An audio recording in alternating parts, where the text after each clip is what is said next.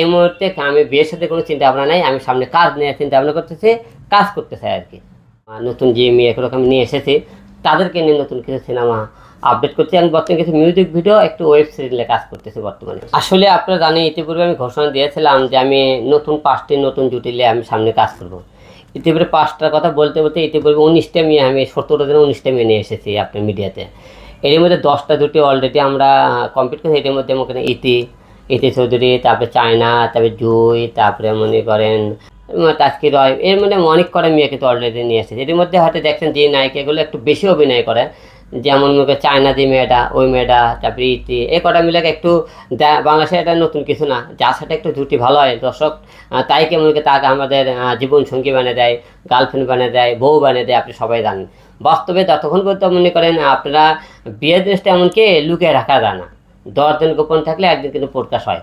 তো যেহেতু মনে করেন আমার জীবনে এখন বর্তমানে কেউ নেই, যেহেতু ভবিষ্যতে মনে করেন কেউ না কেউ আসতেই পারে, কিন্তু আমরা এই মুহূর্তে আমি বিয়ের সাথে কোনো চিন্তা ভাবনা নাই, আমি সামনে কাজ নিয়ে চিন্তা ভাবনা করতেছি, কাজ করতে। এখন বর্তমানে ইতিপূর্বে আমরা হিরো আলম এবং ইতি চৌধুরীর নতুন একটা মিউজিক ভিডিও প্রকাশ করেছি আলম মাঝি। সামনে আপনি আসতেছে মনে করেন আরও কটা গান আসতেছে, এবং আমার ঈদের পরে আমরা 2টি সিনেমা নতুন করে আমি আবার মনে করেন রিলিজ করার চিন্তা ভাবনা করেছি।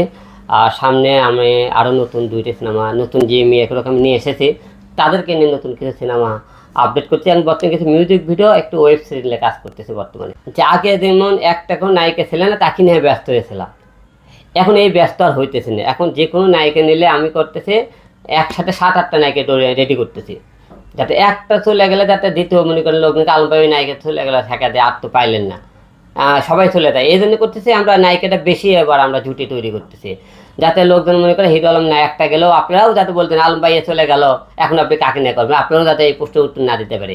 এই জন্য একাধিক নায়িকা তৈরি করবে এবার, যে একজন চলে গেলেও যাতে কোনো সমস্যা না হয়। আসলে আমরা সময়ের সাথে সব কিছু পরিবর্তন করতে হয়। এখন বর্তমানে সবাই আপডেট কিছু চায় জনগণ।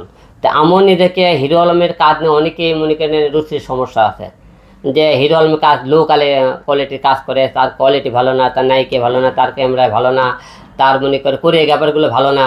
তা আমার কথা তারা আমাকে নিয়ে সমালোচনা করে, আমি হিরো আলম এখন কী কাজ করতেছি আপনার সেই কাজগুলো দেখবেন, দেখে আমাকে নিয়ে সমালোচনা করবেন, হিরো আলম আগের থেকে আপডেট কোনো কাজ করতেছে কি না, এটা আপনি ফলো করবেন। নতুন আমার বহুদমের লড়াই, নষ্টর কষ্টে 2টা সিনেমা রিলিজ পর্যায়ে আছে, আর হলো আইলেসরা 3টে সিনেমা। আর আমরা নতুন 2টা আপনারা একটু অ্যাকশন ধর্মের একটা গল্প বানাবো, একটা গ্রাম্য টাইপের গল্প বানাবো, 2টা মুভি নিয়ে আমরা সামনে কাজ করবো আশা রাখতেছি।